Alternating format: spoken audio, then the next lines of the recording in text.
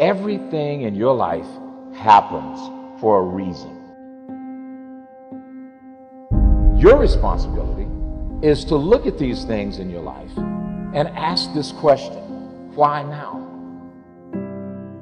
You need activation energy to start the chain, to start to sit down, to start to get out of bed, to start to walk out the door. That's the key to creating any kind of change. This activation energy inside of you that causes the initial boom. And then what do we hear over time? Once you start, there's a chain reaction, and that allows you to keep going.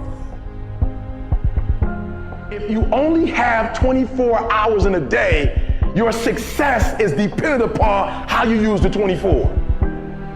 You gotta hear me. People talk about Oprah Winfrey, Ted Turner, Warren Buffett. Listen to me. I don't care how much money you make. You only get 24 hours in a day. And the difference between Oprah and the person that's broke is Oprah uses her 24 hours wisely. That's it. Listen to me. That's it. You get 24. I don't care if you broke, you grew up broke. I don't care if you grew up rich. I don't care if you're in college, you're not in college. You only get 24 hours. And I blew up literally. If you could have what you needed and wanted, what would it be? What sort of friends would you have? What would your family relationships look like? How would you conduct yourself with your children? How would you educate yourself? You need to think through how it is that your life could be properly arranged if you had that ability.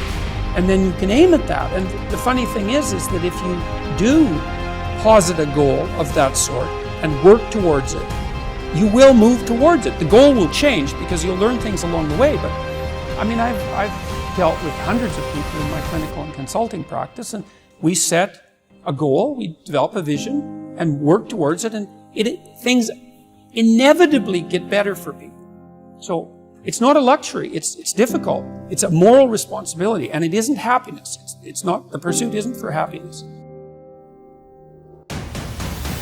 There's always more room to grow. There's always more knowledge to gain, always more skills to perfect.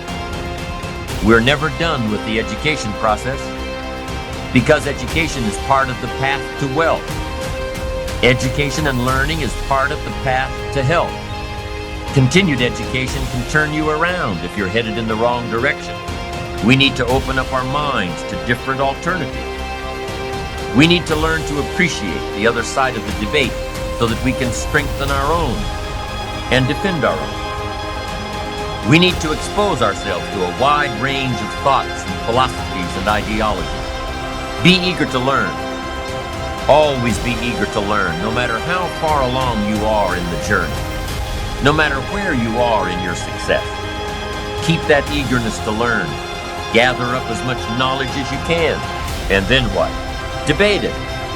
Put it all on the table and look at it. Dissect it. Turn it around and stare at it. Ask questions. Make statements.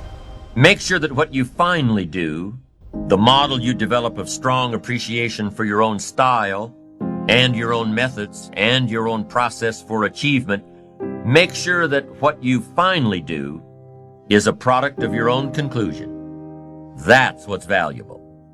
Be a student, not a follower.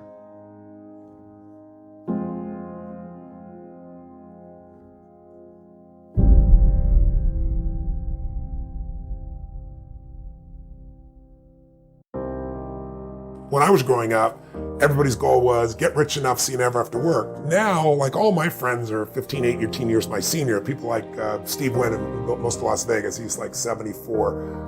Warren Buffett's 85. Peter Guberman, one of my dearest friends in the world, owns the Golden State Warriors, the LA Dodgers. We're partners in the LAFC football team in LA.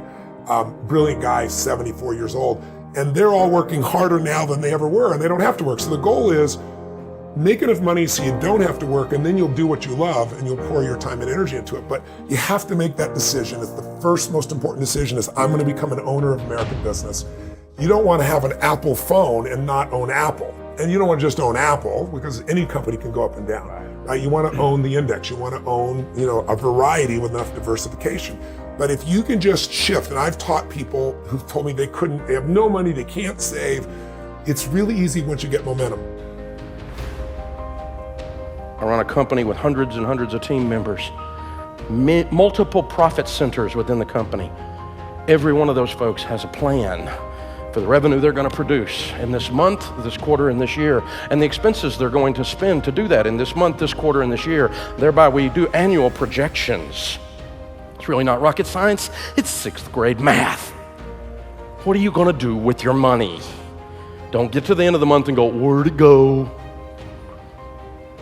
Because you end up being a rat in a wheel, and you work your whole life. Run, run, run, run, run, run, run, run, run, run, and you get to the end of your life, and there's nothing. And you earned $4 to $10 million in your working lifetime, and you have nothing because you didn't write it down. It's a serious principle. You got to get out of debt and stay out of debt. Now, everybody knows Dave Ramsey's going to say that. Everybody knows I'm going to say Proverbs 22:7. The borrower is slave to the lender. When you don't have any payments, you know what you got? Money. That was hard. Are we through yet? You getting this? It's not deep, but I wanna. Yeah, that's the problem. I wanna. I need nothing, but I want a lot of stuff. There's nothing wrong with getting you some nice stuff, but the problem is when your stuff gets you. When you got a student loan that's been around so long you think it's a pet. When MasterCard is your master. When you have discovered bondage or American distress. Well, you can't live without debt. That's what my finance professor said too, and he was broke. What's wrong with that picture? A broke finance professor.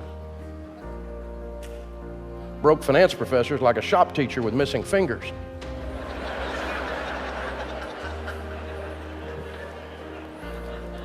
You have kind of a Dr. Phil moment with some of these people. How's that working for you? Because all these people are running around, these quote unquote experts, and all of them that taught me. I was in the real estate business. We used OPM, other people's money. We were taught leverage and all the sophisticated views of leverage and all this stuff. And I can unpack it for you and I can pencil whip you. I'm a math nerd. It's what I do. But at the end of the day, there's nowhere in Scripture God used debt to bless His people. It's not in there one time. As a matter of fact, there's not even one positive thing said about it. It's not a salvation issue. It's not a sin. It's not any of those things. Biblically speaking, it's just stupid. Never once did God, were the Israelites hemmed into the valley by the Amalekites, so they did a bond issue.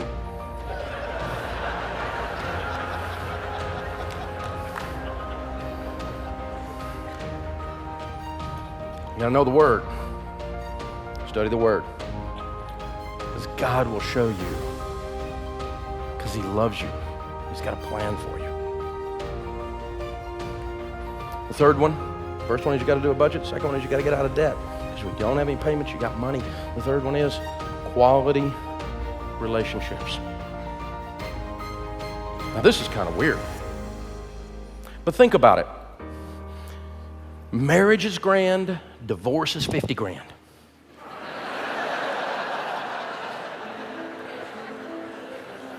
Dysfunction in the family costs you money.